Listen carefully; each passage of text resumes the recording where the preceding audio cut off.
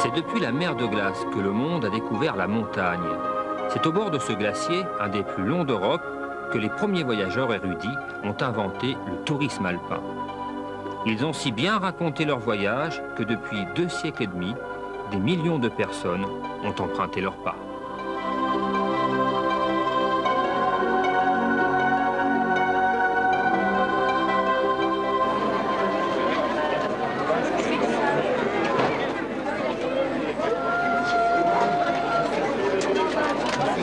La mer de glace. Le nom sonnait comme une vision poétique. C'est aujourd'hui la première attraction touristique des Alpes. On prend ce train pour donner une vraie dimension aux images qu'on a vues.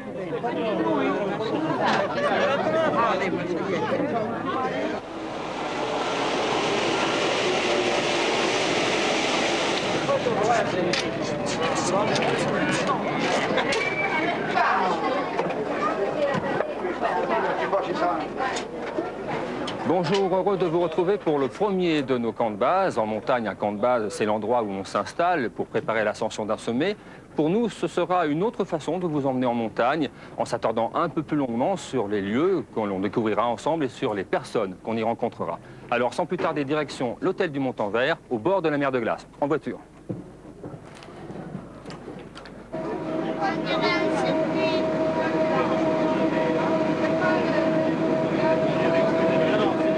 Raymond Ducrot m'accompagne. Le pas sûr et la voie bien posée, Raymond est le guide idéal. Bon, cet été, ils ont fait les pointes à 8005, donc 8500 personnes par jour. C'est pas mal quand même. C'est là, alors que leur ancien record, ils étaient à plus de 11 000. C'est quand même un extraordinaire moyen d'amener les gens au cœur de la montagne, quoi. Et ça fait quand même pas mal d'années que ça dure, quoi. C'est le plus ancien, si tu veux.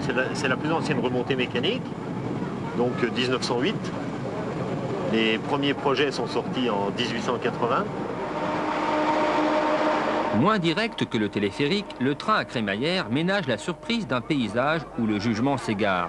La face ouest des Drus mesure plus de 1000 mètres verticaux. Il suffit de 20 minutes pour se retrouver dans le sanctuaire de l'alpinisme, à portée de vue des sommets prestigieux, théâtre des grandes aventures alpines. La mer de glace qui est là, carrément au fleuve gelé, et puis l'ouverture, donc complet sur le massif. Dans le fond, les Grandes Jorasses. Les arènes. Là, on a les Grands Charmeaux au début de la République. Et puis là, on a le Dru, qui est vraiment le monolithe de granit comme la montagne de rocher parfaite. Il y a des fluctuations de toute façon d'une décennie à l'autre. Elle avance, la glace avance, la glace recule. La glace, de toute façon, elle avance tout le temps. Ouais. Puisque ça, c'est le principe. En gros, en face de nous, le glacier il avance de 90 mètres par an. Si tu vas au niveau des séracs, c'est 130 mètres à peu près, 150 mètres. Mais par contre, elle diminue. En ce moment, elle diminue énormément. C'est principalement dû à un manque d'accumulation en altitude. Pas assez de précipitations. Pas assez de précipitations d'altitude. Et pas seulement les précipitations d'hiver, mais les précipitations d'été. Parce qu'à 3005, il neige continuellement. Donc c'est le manque de précipitations en haut qui fait que la glace, à ce niveau-là, baisse. À peine montée, il faut descendre. Au cours du dernier siècle, la mer de glace a perdu plus de 100 mètres d'épaisseur. Pour entretenir son succès touristique, on a multiplié les installations qui la rendent accessible au plus grand nombre.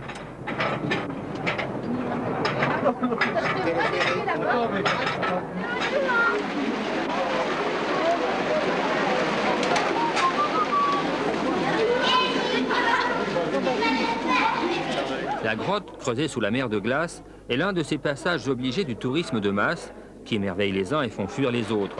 Mais son succès témoigne aussi de l'envie enfantine d'aller toucher le glacier pour en emporter un souvenir plus physique et plus durable qu'une simple carte postale. Depuis 1946, on creuse chaque année une nouvelle grotte dans ce fleuve gelé. Au cours de l'été, la galerie se déplace et se déforme en suivant le mouvement de la masse glaciaire. D'une saison à l'autre, le travail des hommes disparaît, englouti dans les remous d'une matière au glissement perpétuel et pourtant imperceptible. Voilà, très bien. Ici. Elle marche pas, celle d'en haut.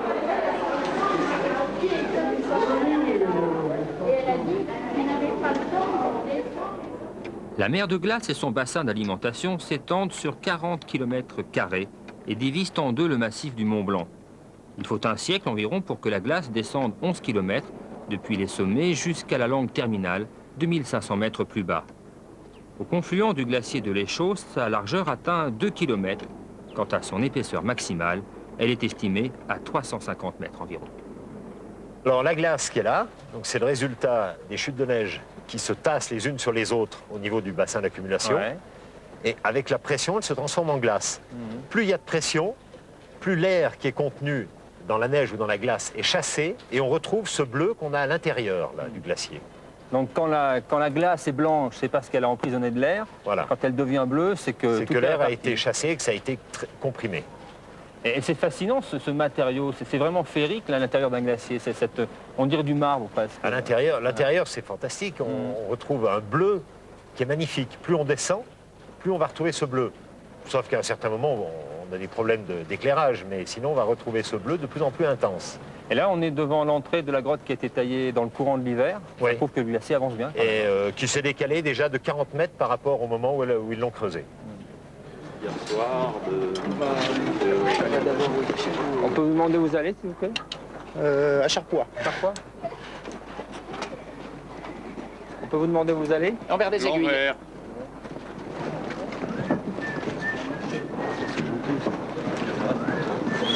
Vous allez où aujourd'hui, s'il vous plaît? Nous allons au refuge du Couvercle. On va profiter de cette belle journée, je pense que ça va être très sympa. Voilà, on va faire un peu de cramponnage. Au revoir. Au revoir.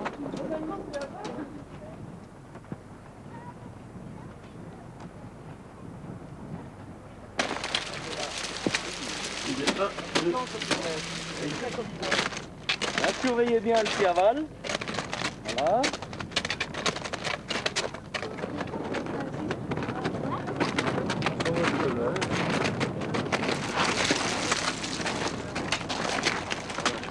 Baisse bien les talons. Et place bien tes pieds, c'est ça qui est le plus important. Non, baisse tes talons, tu vois, sinon garde. Là, tu poses le pied aval un peu plus vers l'aval. Ouais. Là, et comme ça, tu ressembles à Armand Charlet. Au moins, ouais. Voilà. Bon, tu vois, là, on a quand même du matériel qui est très performant. Quand même faire un tout petit peu attention parce que soit les crampons, soit le piolet, tu peux facilement t'esquinter avec. Tu le rentres dans le mollet, Ça devient des arbres, Ça quoi. m'est arrivé, si tu veux, une fois, où en montant à la verte, le client arrive derrière moi, il faisait nuit, Ouais. et quand il arrive à ma hauteur, son dernier coup de piolet, il me l'a mis, mais dans le mollet. J'ai eu de la chance, si tu veux, parce que quand il a senti que c'était mou, il ne s'est pas tractionné dessus, tu vois.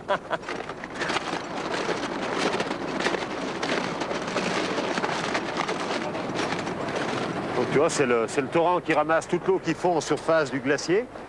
Ouais. Non, Puis là, maintenant, on va aller directement au moulin qui est en dessous. Voilà. Tu vois, ça creuse la glace complètement et tout, comme un fleuve. c'est l'eau de fonte, ça, en fait. Ouais, ouais, c'est L'eau de fonte de...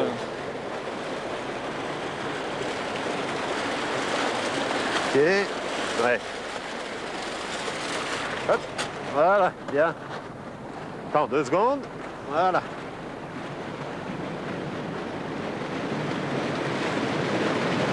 Voilà, maintenant on arrive au moulin, là. C'est l'endroit où l'eau a trouvé une petite ligne de faiblesse, généralement une crevasse. Elle l'agrandit petit à petit, elle plonge.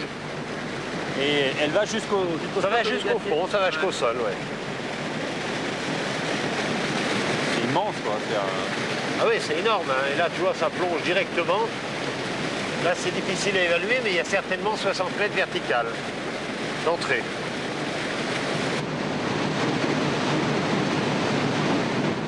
Toujours dangereuses, les crevasses ont perdu de leur mystère. Aujourd'hui, le glacier est une richesse naturelle qu'on peut exploiter hydrologiquement et une source d'information scientifique. Par de nombreux puits de captage, nous avons réussi à récupérer les écoulements sous-glaciaires, donc au contact glace-rocher. Ces écoulements sont transités par 8,5 km de galerie, puis 2 puits blindés dans le barrage des Mossons. Cette eau est stockée pendant la période d'été est turbiné aux heures de pointe ou en hiver selon les besoins du réseau international. On entend dire très souvent en ce moment que les glaciers ne se portent pas très bien. Est-ce que c'est le cas ici? Quel est son état de santé? Alors oui, tous les ans, donc, il y a des mesures qui permettent, comme vous le dites, de faire le bilan, l'état de santé des glaciers. Aujourd'hui, les glaciers du massif du Mont-Blanc sont en décrue, mais seulement depuis quelques années, 92 pour la mer de glace par exemple. Mais sur la planète, il y a d'autres glaciers qui avancent à l'heure actuelle, en Suède, en Norvège, au Groenland, en Nouvelle-Zélande. Ce qui fait qu'il y a des glaciers qui reculent en fonction des climats régionaux, et puis il y a des glaciers qui réavancent, et puis chaque glacier est un cas particulier. Donc chaque glacier a un temps de retard sur les autres, suivant la longueur, la pente, l'épaisseur. C'est pour ça que c'est intéressant de multiplier les mesures pour essayer aussi de voir donc, les relations avec le climat, par exemple.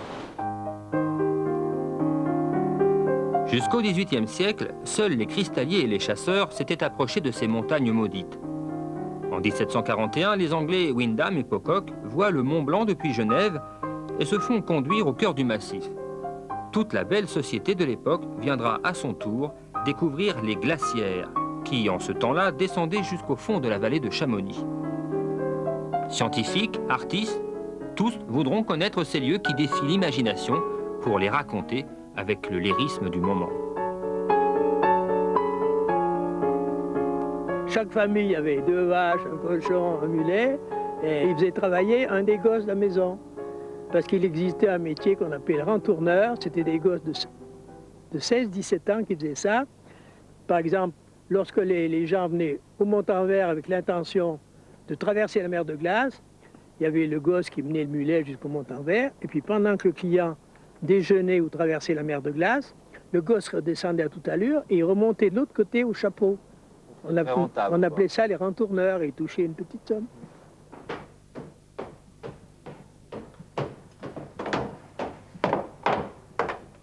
L'hôtel du Montanvert fait aussi partie de l'histoire de ces 150 années de tourisme alpin. Il fut construit en 1880 à quelques dizaines de mètres du premier refuge de montagne, érigé en 1795. Jamais encore on n'avait construit une telle bâtisse à près de 2000 mètres d'altitude.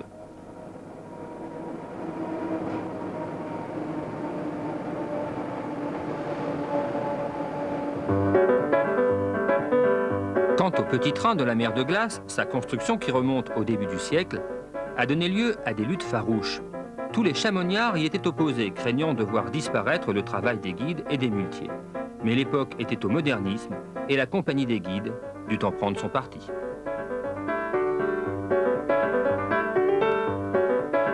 Immédiatement, il s'installe la traversée de la mer de glace, ça devient le grand classique.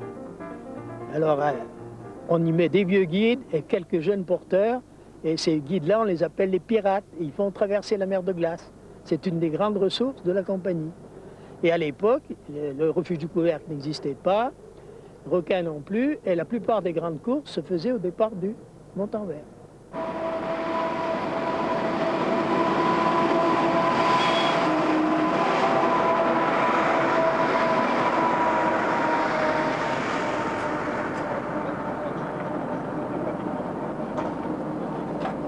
J'avais pas fait attention, mais ce qu'il y a sur la médaille des guides, c'est bien les drus, hein? Eh ouais, tu vois, c'est le dru. C'est exactement ce qu'on voit d'ici. C'est le symbole de la compagnie. C'est le symbole, oui, depuis la création de la compagnie. Depuis la première médaille, il y a le dru dessus. Ouais. Ce que tu vois, voilà. D'accord. Oh, je le trouve lourd, moi, aujourd'hui, dis donc. Allez. On a s'y faire. Ah bah, il y a un peu de matériel, là, c'est bon, hein, on y va. Allez.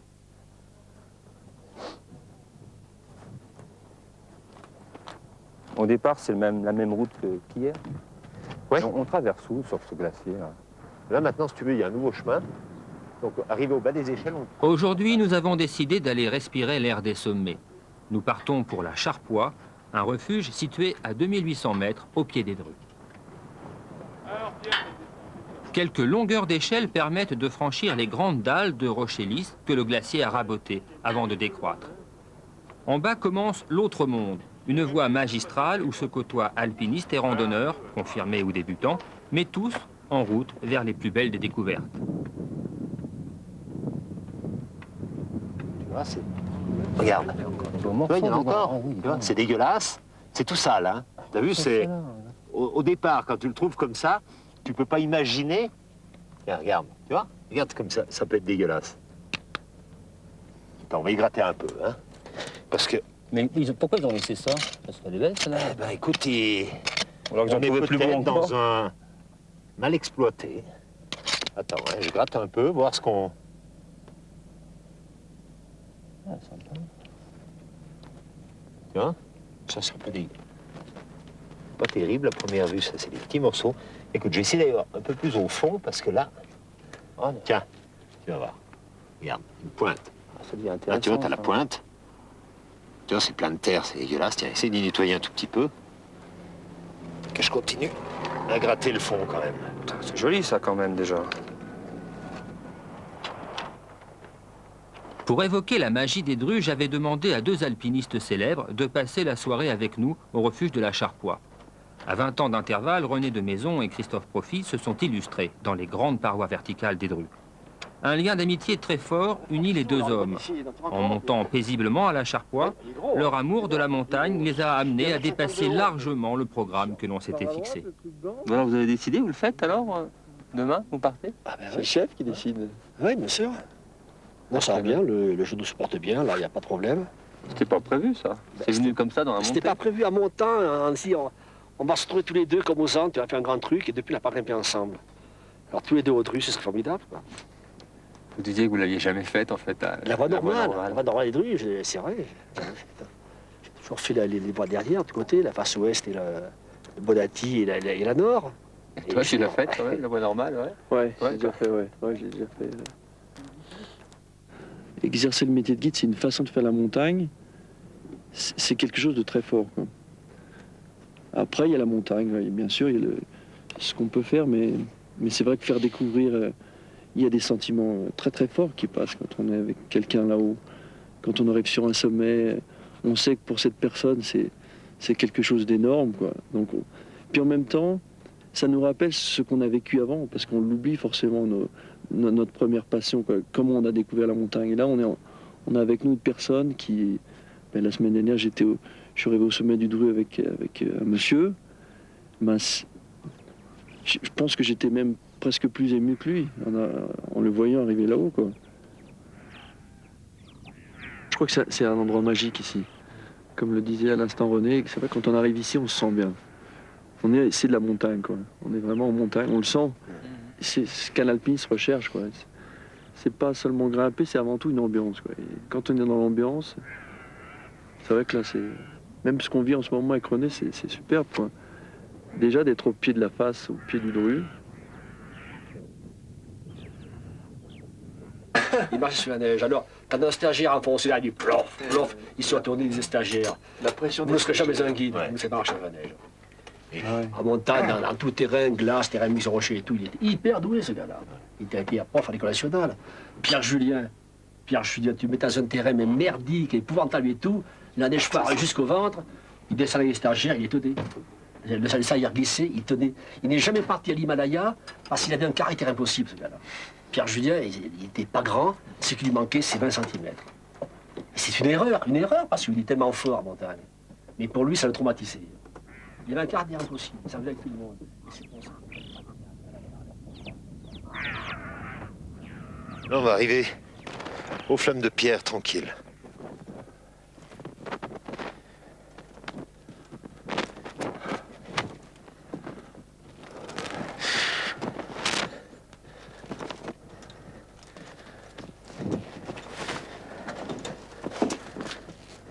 Vas-y. Je vais le prendre à droite.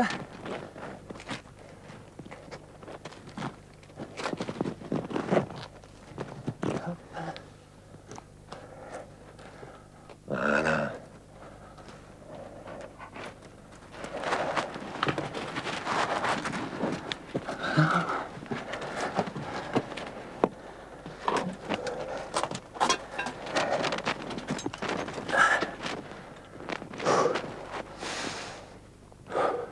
Bon, ça a été 2 minutes, hein? T'as raison. On va boire un coup, manger. Thibaut? Regarde nos flammes de pierre déjà bien. Là, on a le pilier Bonati ici, et la voie classique, la première voie ouverte des Drues. qui est devant nous, là, tu vois, dans tous ces ressauts de rochers. Tu vois, c'est du rocher très raide. Hein. C'est souvent par petits ressauts, mais des petits ressauts très raides qui te font une escalade très, très physique. Et l'endroit célèbre où il lance sa corde parce qu'il est coincé. L'endroit où il s'est trouvé coincé, c'est en arrivant, si tu veux, devant cette énorme dalle rouge, où il ne savait pas comment faire, il n'a pas trouvé la petite fissure des Autrichiens, et il a commencé à partir à droite, tu vois, sous le surplomb. Il a commencé comme ça, et au bout d'un moment, il a fini par aller jeter sa corde derrière, tu vois, pour qu'elle coince. Qui s'est coincé, non, c'est ça. Ouais, qui s'est coincé, et après il a fait son pendule. Je crois qu'on les voit là, René et Christophe. Écoute, ils étaient au sommet du premier pilier, là. Donc maintenant, tu vois, ils vont éviter d'aller à droite où ça fait le surplomb. Ils repartent à gauche, tout doucement, et après on va les voir sortir sur la vire là-haut. Après, ils repartent un coup à droite, et ils filent en allant vers la gauche sous le sommet. Et ils sont cachés encore, là. Là, ils sont juste cachés derrière. Là.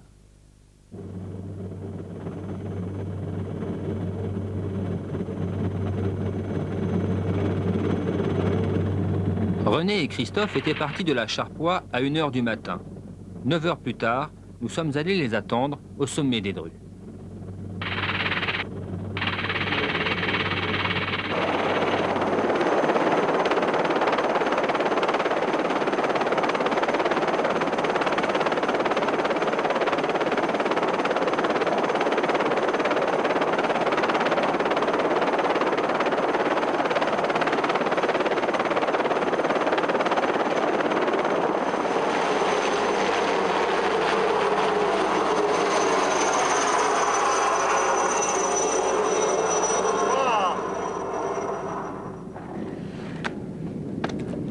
Les deux hommes ont réalisé des ascensions solitaires vertigineuses, mais René de Maison n'avait encore jamais escaladé le sommet des Drus par la voie normale. Allez. Super. Bien. Partager avec eux ces instants de simple joie et d'amitié, loin, très loin au-dessus de la mer de glace, fut un privilège. Vierge.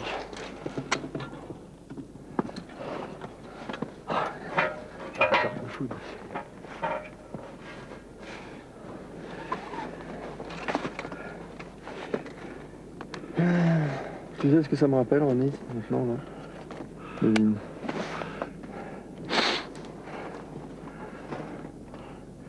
Un autre bon moment. Ouais.